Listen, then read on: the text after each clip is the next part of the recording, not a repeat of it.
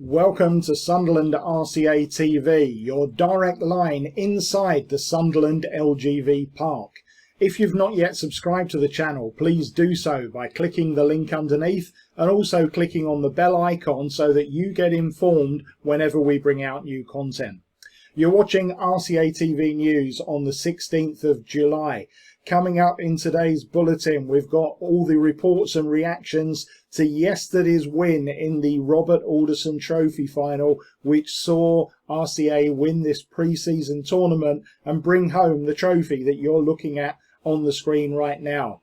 We've also got confirmation of the 22nd pre-season signing for Dave Dixon and Callum Brown. We've also got news of a new fixture for the club this coming Tuesday. But as usual on a Sunday, we start with a classified roundup of all the results from around the region in pre-season friendlies. So here we go. Esh winning 2, Farringdon Detached 2. Redcar Town 2, Redcar Athletic 7. Gateshead 2, Newcastle United 3. Hartlepool United 2, Middlesbrough 1. Shildon 0, South Shields 4. Darlington 0, Harrogate Town 2. Spennymoor Town 2, Hebburn Town 0. Bishop Auckland 2, Marske United 1. Morpeth Town 4, Stockton Town 3. Whitley Bay 2, Ashington 3. Newton Aycliffe 1, Blythe Spartans 1. Dunstan UTS 2, Dartford 2. Carlisle City 0, Kendal Town 1. Shotton Colliery 0, Birtley Town 4. Brandon United 1, Newcastle Blue Star 1. Billingham Town 2, Northallerton Town 4. Willington 0, Towlaw Town 1. Bolden CA 1, Durham City 0. Sunderland West End 0, Gateshead Leam Rangers 3. Consett 0, West Auckland Town 1. Seaham Red Star 3, Washington 1.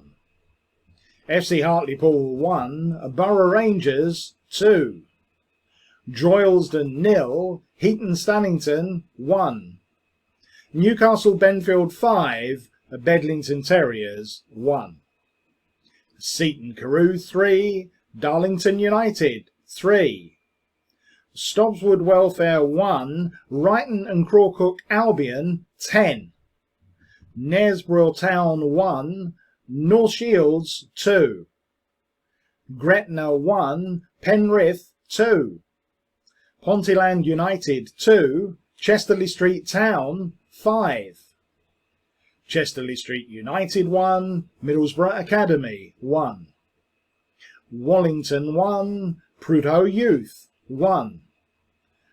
Crooktown 6, Cleator Moor 0.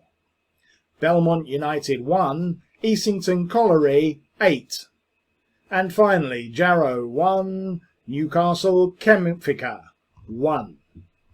So quite a comprehensive set of results this weekend. As you can imagine, this close to the start of the season, pretty much everyone now getting in action. A couple of interesting results there. A good win for Penrith there away at Gretna, Scottish Lowland League Premier Division side. That is the top level of football, non-league football in Scotland that Gretna play in, so equivalent of Conference National in England. So a very good away win there for Penrith. Other results there, our first opponents in the league, Newcastle Benfield, got a very comprehensive win yesterday, 5-1 at home to Bedlington Terriers, which I'm sure will give our management team food for thought. We also there, one other local interest result that stands out is Sunderland West End going down 3-0 at home to Wearside Premier outfit Gateshead Leam Rangers. But obviously plenty going on there. Quite an entertaining game at Morpeth as well yesterday. Morpeth and Stockton having a 7-goal thriller that ran out in Morpeth's favour. Obviously you can pause the screen if you want to study those results in detail. One other result I should mention was the Redcar Derby, where Premier Division title favourites by many, Redcar Athletic, continued their pre-season with a very emphatic win over their near neighbours there by 7-2. Okay, turning our attention now to yesterday's final in the Robert Alderson Trophy, of course a pre-season tournament hosted by Eschwinning Football Club, and we took on Horden CW, who of course were runners-up in Division 2 of the EBAC last season, very unfortunately denied promotion on the final day of the season when they failed to beat Borough Rangers, a result that would have got them promotion, and then lost to the eventual playoff winners Birtley Town in the playoffs. But still a very strong side, and they've strengthened their side further this season by the signing of Jack Pounder to go with almost their entire side from last season being retained. So it was a very even first half.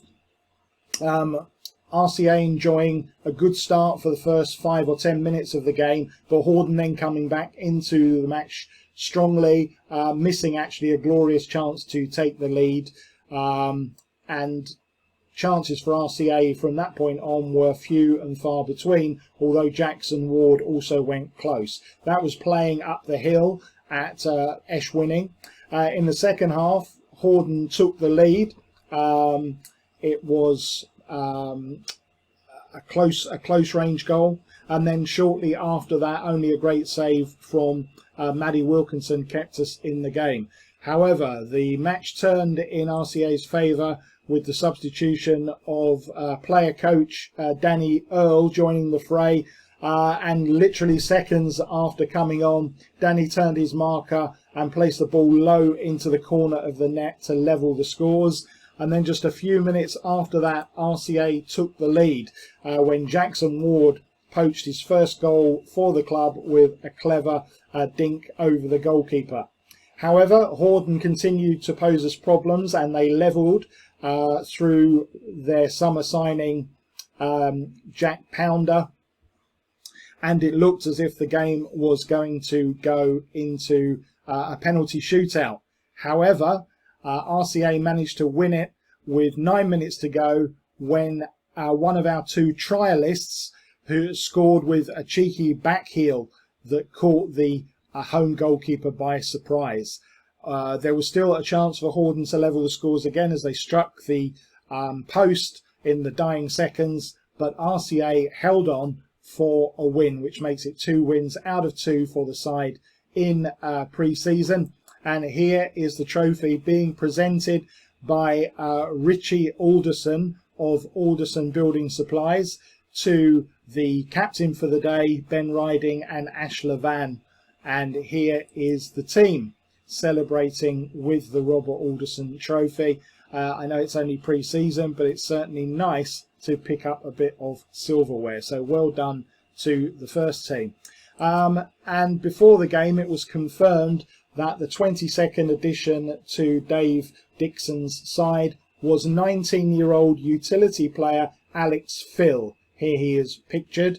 Alex, highly sought after player that has been chased after by several clubs, but fortunately RCA managed to secure his signature, and he'll be a great addition to the side. Unfortunately, due to a throat infection, he was unable to actually take his place in the team yesterday. It's hoped that he'll be available for the next friendly on Tuesday night, which leads us nicely into that. There's actually a change of fixture on Tuesday evening. We'll still be at the Sunderland LGV Park, but we'll now be taking on EBAC Division 2 side Brighton and Crawcrook Albion, of course fresh from their 10-1 demolition in their last pre-season friendly. That game kicks off at the LGV Park on Tuesday night. 7:30 p.m. Obviously all facilities will be open, the bar will be open, etc., just like for a normal league game, so do get yourself down there. The scheduled game with the reserves was cancelled. The reserves unfortunately went down to a heavy defeat at DNS yesterday, and it was decided that the team needed to have a reset during this week ahead of their Wearside Division 1 campaign, and that probably the best preparation for them at this time was not going to be a friendly against the first team. So they reluctantly decided to pull out of that fixture and have a reset ahead of their game against Sunderland South, which also takes place at the LGV Park this coming Saturday, the 22nd of July. So good luck to the reserves there in getting their season back on track. So that concludes all of today's roundup on a day of success for the club. The trophy is on its way into the cabinet, the trophy cabinet at the Sunderland LGV Park, and you'll be able to view it on Tuesday evening when you come down to the ground. So until then, for now, you are up to date.